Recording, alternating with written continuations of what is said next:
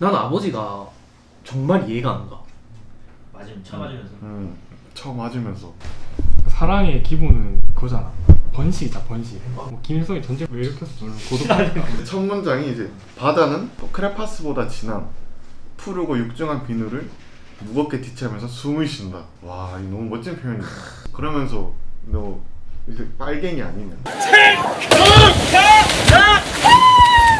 오늘의 책 최인훈의 광장. 사실 우리 네 명은 이제 고등학교 생활하면서 읽어봤다요.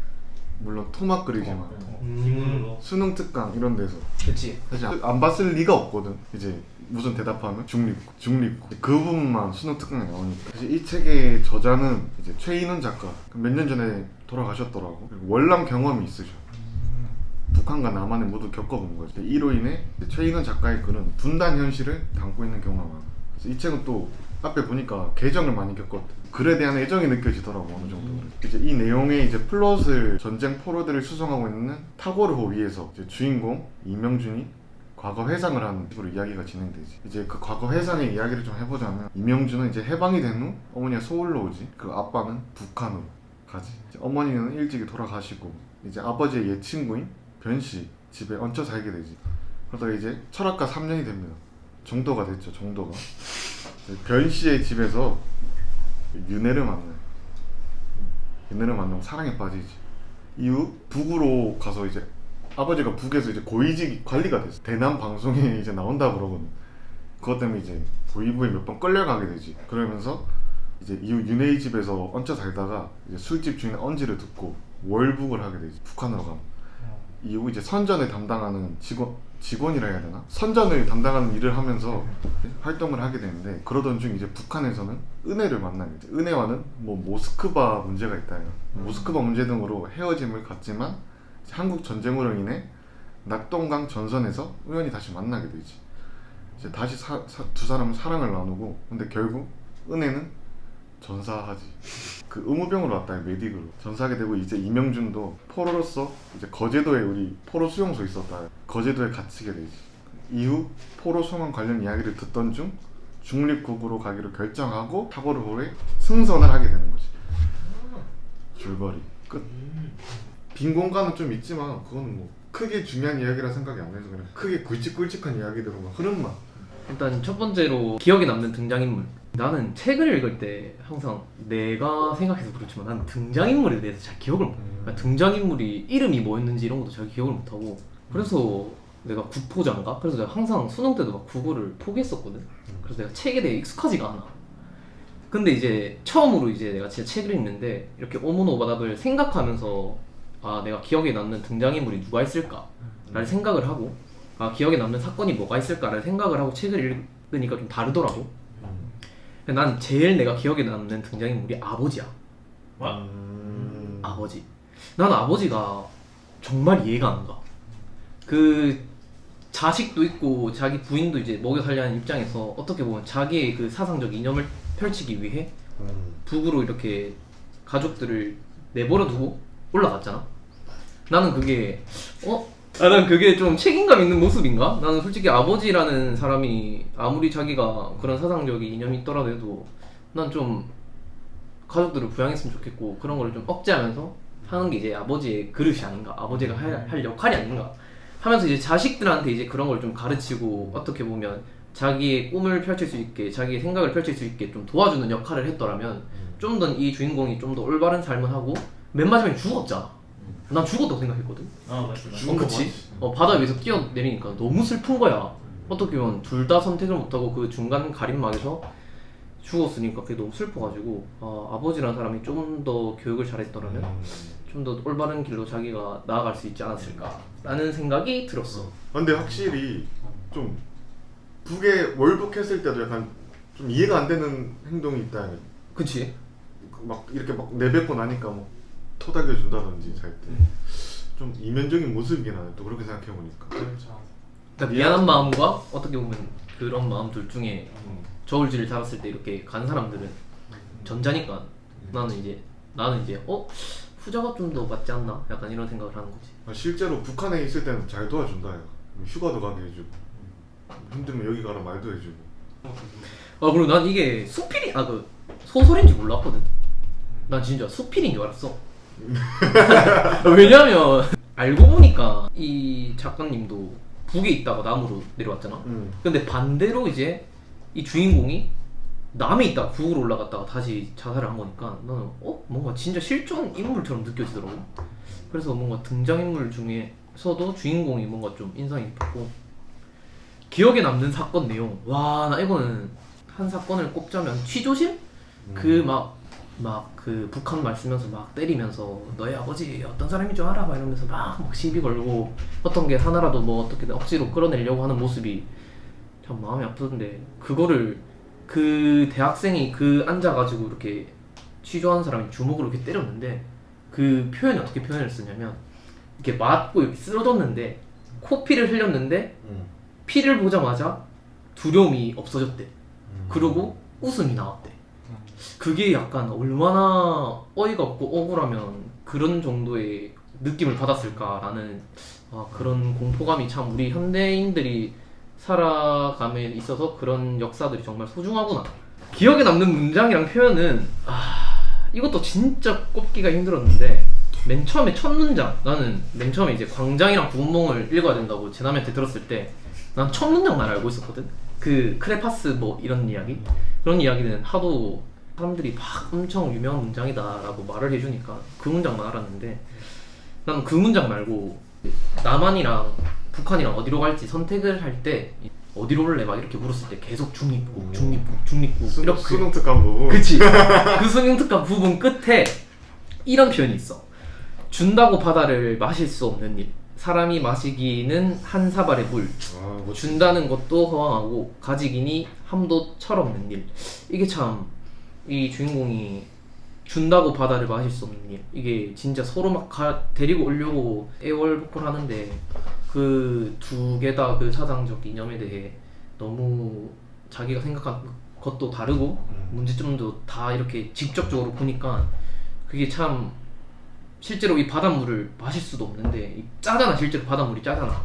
그러니까 이것도 참 아이러니하게 이렇게 표현을 한 게 와 진짜 표현을 잘했다 라고 딱. 확실히 그 두 체제를 겪고 자기가 어떤 느낀 바를 좀 표현하는 그치? 그 후에 사건을 겪으면서 이게 참 소설인가 수필인가 싶기도 하고. 멋진 표현이었지. 나 근데 그 비유가 좀 이해가 안 됐어. 좀 나는 어렵게 느껴졌거든. 나 좀 어려워. 바다를 준다고 마실 수 없다. 그러니까 바다가 표현하는 게 어떤 이념적인 이상을 말하는 건가? 나도 그렇게 생각했어. 맞지? 그렇게 생각. 딱 거기까지만 생각이 들고, 근데 뭔가 딱 들어맞는 느낌은 안 드는 거야. 그러니까 그다음 소설과 관련해서 떠오르는 자신의 경험 기억? 이걸 여기서 말해도 되겠지? 나는 지금 대선에 대해서 딱 이런 생각이 들었거든. 등장인물은 결론은 일단 자기도 중립국을 선택을 하고 뭐 중립국을 선택해서 자기만의 이념을 펼친 거잖아. 난 그렇게 생각을 하고 있거든. 투표 같은 거에 항상 자기 맘에 꼭 드는 사람은 없는 것 같아. 이명준 씨도 결국에 그 사이에서 갈팡질팡하다 중립국을 고르고 자살을 하잖아. 근데 결국 현실에 있어서 우리는 이거 아니면 이거 중에 그 중간 거를 이렇게 딱 선택할 수가 없잖아. 결국엔 차악을 선택하는 길인 것 같아. 투표나 뭐 선거나. 만약에 진짜 자기가 이 주인공 인물이다 라고 했으면 어떤 결정을 내렸을지. 나라면 바로 나만의 먼저 살지. 사실 기억에 남는 등장인물 별거 아닌데 나는 좀 그냥 보이베이 몇 번 끌려가잖아 이명준이. 그래서 그 보안부라고 그러나 보이부라고 그러는 거. 그 보이부 직원의 말투가 좀 신기했거든. 북한 말 쓰는 북한 말투를 쓰는 거야. 그치. 그러면서 너 이제 빨갱이 아니냐. 맞죠. 그런 투로 그 옆에 있던 사람은 또 일본 말을 쓰는 사람이고. 그래서 사실 난 솔직하게 말하면 기억에 남는 등장인물이 좀 없긴 함. 사실 명준이 말 개 많이 한다 이가. 맞죠. 지면의 대부분 명준이가 차지하기 때문에.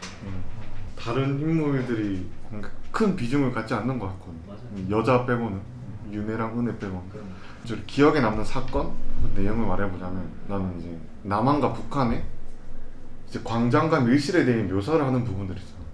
그 부분들이 굉장히 인상 깊었는데, 이제 남한의 광장은 텅 빈 곳이다. 아무도 나오려 하지 않는다. 그 선생님 이름이 뭐였지? 장 선생? 미라 보여주는 선생님. 음. 그 선생님이랑 이제 격하게 이야기를 나누면서 남한의 광장에 관한 그 이명준의 견해가 나온다 이거면.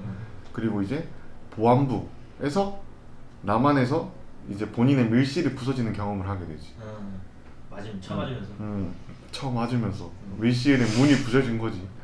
이건 마찬가지로 이제 북한에서는 이제 광장이 뭐 있는지 없는지는 모르겠다. 광장이 있지만 이제 꼭두각시들의 광장 이런 식으로 표현이 되거든.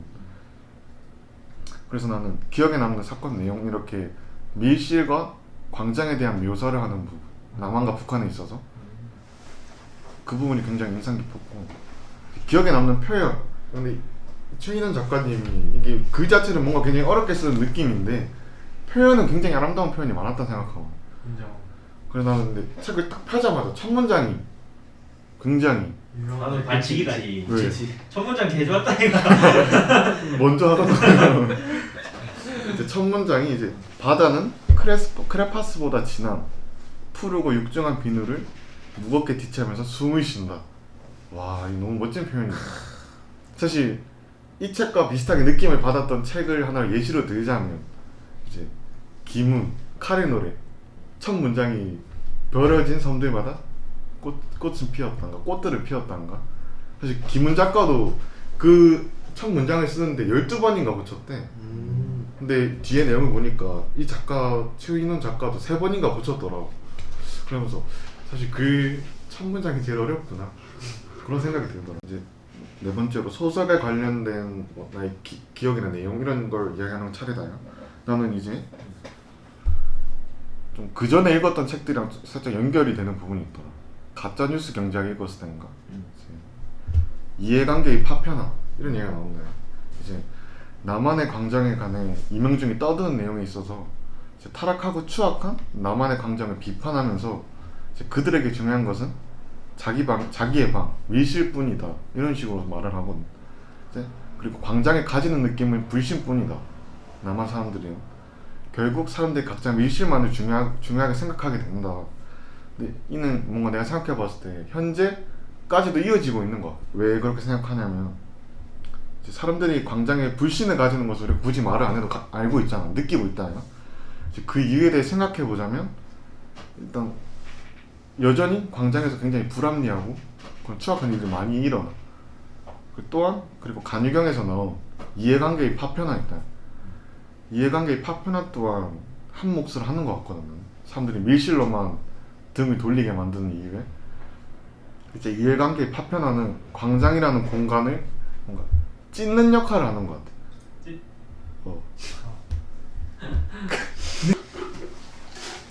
사실 광장이라는 것 자체가 공간을 공유하는 거잖아.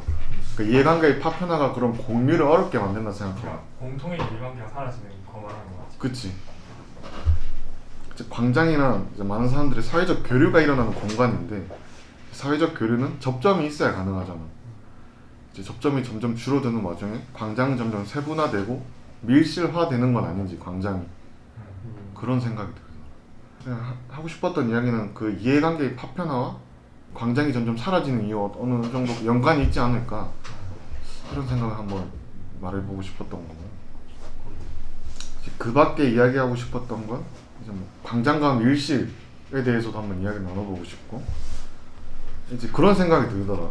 뭔가 계속 광장이랑 밀실을 뭔가 이렇게 나눠서 생각을 하게 되잖아. 우리가 책을 읽으면서 이제 여자 인물들과의 사랑은 이제 밀실일까 광장일까 의문을 가지게 되더라.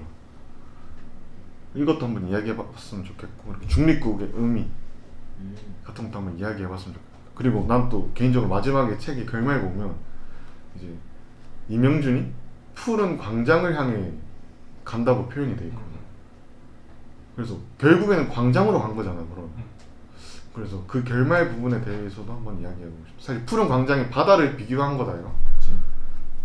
그래서 책 제목도 광장이고, 그래서 그런 부분에 대해서도 좀 한번 생각해봤으면 좋겠어. 한 이 정도? 사랑의 기본은 그거잖아. 번식이다, 번식. 그치?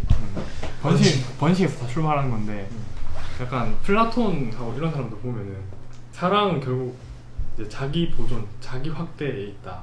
자식을 낳아서 계속 죄를 이기 위해. 그런 거지. 자기 아들이 자기의 반쪽이다 이런 생각이 옛날부터 있었던 거지. 그래서 사랑을 해서 애를 낳으면은 자기의 생명이 영원히 지속된다는 관념을 이제 고대 그리스 사람들 가지고 있었던 거고. 근데 정치도 마찬가지인 게, 정치도 이제 인생은 허무한데 정치에서 뭔가를 만들어 놓으면 그 남겨진 게 영원히 지속된다. 사실 사람들한테 기억될 수 있고. 그래서 약간 정치랑 사랑이 좀 비슷한 걸 가지고 있지 않은가. 가뜩이나 이 소설에서 약간 고독과 외로움이라는 키워드가 많이 나온다. 고독하니까 뭐 김일성이 전쟁을 왜 일으켰어? 고독하니까 뭐 이런 얘기 나오고.